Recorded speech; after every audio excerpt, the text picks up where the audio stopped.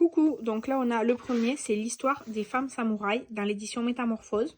Donc je vous montre un petit peu le livre.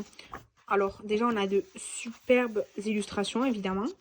Et en fait c'est bon, la préface. Et par exemple chapitre 1, c'est l'impératrice Jingbu.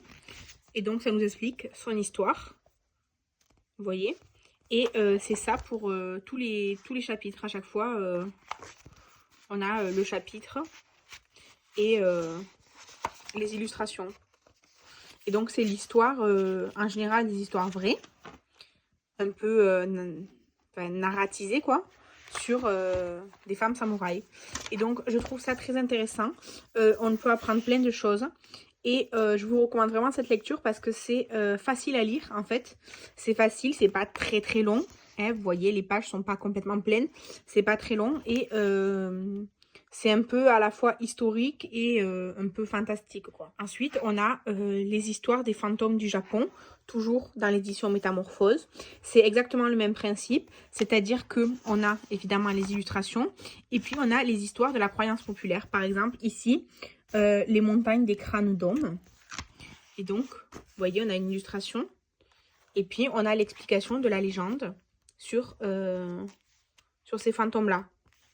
Et ainsi de suite, avec tous. Là, c'est la femme des neiges, Yuki Onna, par exemple. Et ainsi de suite. Et tout le monde a son chapitre.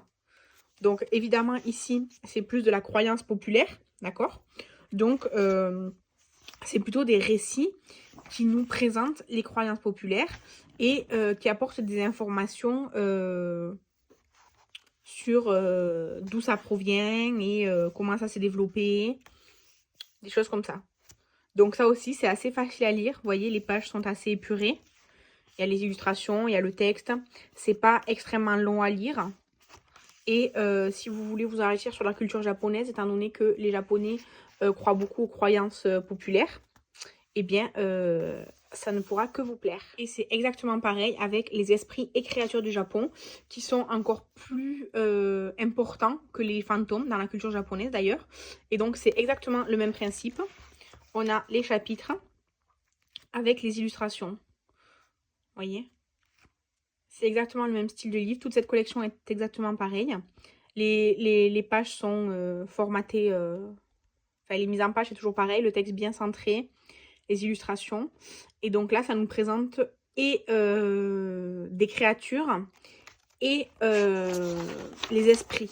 Donc c'est différent des fantômes, mais ça reste dans la même lignée, dans les mêmes croyances. Voilà. Et comme pour les deux autres, je vous recommande la lecture si la culture japonaise vous intéresse. C'est pas très difficile à lire, c'est pas extrêmement long. Et surtout, ce sont 3 œuvres. Vraiment, les livres sont des œuvres.